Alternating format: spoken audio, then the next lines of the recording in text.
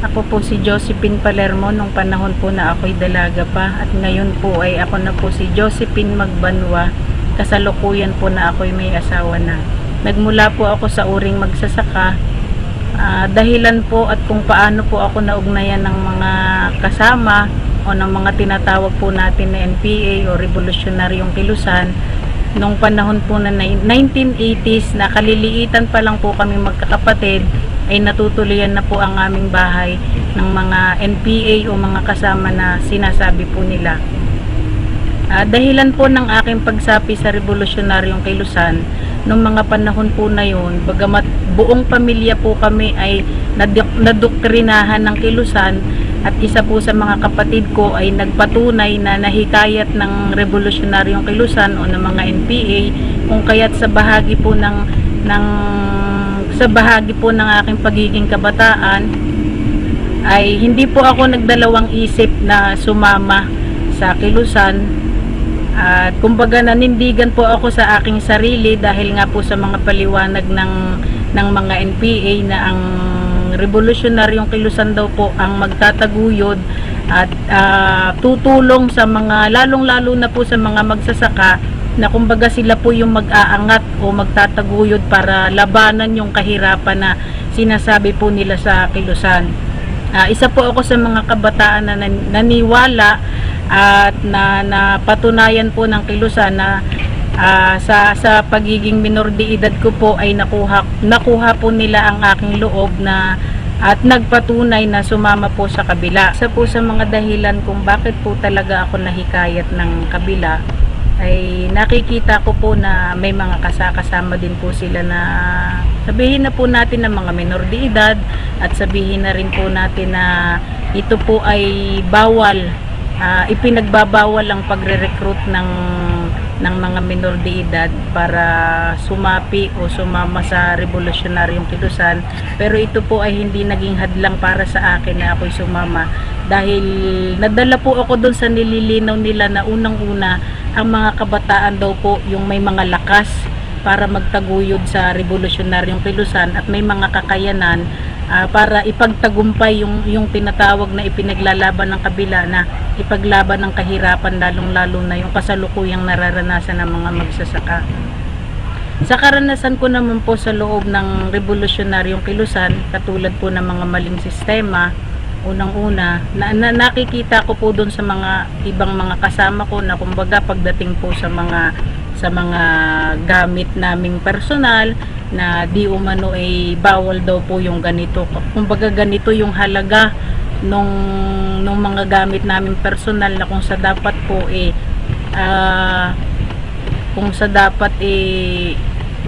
kumbaga parang sinasabi nila na simpleng pamumuhay lang, pero sa maliit na bagay ay nakikita po namin na hindi talaga totoong nangyayari yung pantay na karapatan, lalong-lalo na po sa mga simpleng gamit. Kumbaga may mga sira-sira na kami dyang bra o panty, pagtitiisan na lang po namin yun at pagtsatsagaan na tahita-ihiin para wag lang po kaming makabili at wag lang po kaming masilip ng iba naming mga kasamahan. At kumbaga sa simpleng mga bagay lang, parang bawal kang bumili ng ganito, bawal kang bumili ng ganyan, bawal kang bumili ng mga mamahaling gamit.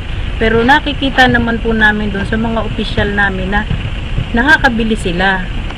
Pero bakit kami hindi? Yun yung isang bagay na nagiging tungtungan sa aking sarili upang mag-isip na totoo nga ba talaga na may pantay-pantay na karapatan na nangyayari dito sa loob ng Kilusan. Ang dahilan naman po ng aking pag-alis sa loob ng Kilusan o sa hukbo ay kumbaga dumating na po ako dun sa punto na nasa tamang edad na po ako, kumbaga para magkaroon ng relasyon, magkaroon ng yun lang po yung nakikita kong dahilan na kumbaga may isa sa opisyal namin na ipinagbabawal na makapanligaw yung isang kasamahan namin na nasa kabilang unit, ngunit pinagbabawalan. Ang nagiging tanong sa sarili ko, bakit pagbabawalan? Ganong nasa tamang edad na ako, ganap na kasapi na ako ng Kilusan, kumbaga nagiging tanong ko sa sarili ko, anong dahilan? Samantalang may mga iba namang kasamahan ko na nagkakaroon ng relasyon, pinapayagan ng collective namin, pero bakit ang akin hindi? Parang ganun yung nagiging palaisipan sa sarili ko, na nagkakaroon na ako ng agam-agam na bakit ba ganito, na akala ko ba pantay yung karapatan, akala ko ba open ka sa kanila na ibukas mo yung mga nararamdaman mo, pero sa kabilang banda, kumbaga para ka ring may sakit na iiwasan at tatalikuran ng iba, imbis na payuhan ka kung ano yung tama, ano yung mali. Hindi ganun yung nangyayari sa kabila. Parang yun yung nagtulak sa akin, na nagiging palaisipan sa akin na bakit nga ba talaga ganito dito, na nagtulak sa akin para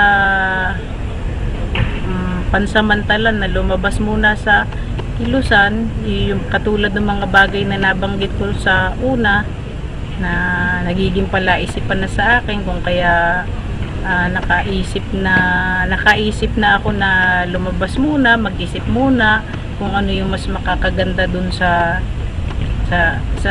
kalagayan ko ngayon. Yun yung mga dahilan kung bakit nag-isip muna ako na lumabas muna sa kabila pansamantala. Pero yung panahon na nag-iisip kami, nakaisip na kami, kasi kasama ko na yung naging asawa ko sa Kilusan, na nag-usap kami dalawa kung paano namin titingnan kung kami ay babalik pa ba sa kabila o magpapanibagong buhay na lang. Kaya't napagkaisahan namin mag-asawa na magpanibagong buhay, dahil kumbaga gusto na naming talikuran yung buong panahon na naranasan namin sa Kilusan, na walang katapusang lakad, lukuyan. Bilang mag-asawa na kami dito sa namumuhay ng maayos sa labas ng Kilusan, wala nang kaugnayan sa Kilusan. Nagpapasalamat kami dahil sa pamamagitan ng sundalo at ng gobyerno ay naaktuhan namin na hindi naman pala talaga totoo na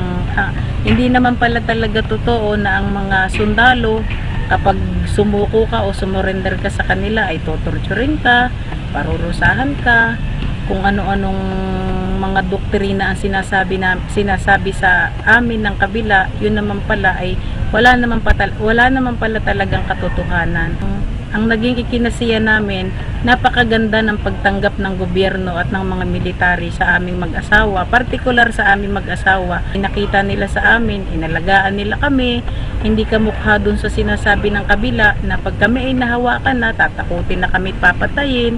Di umano'y pag bumalik kami ng kabila, di umano'y na kapag sumuko ka, papatayin ka, tutorturin ka.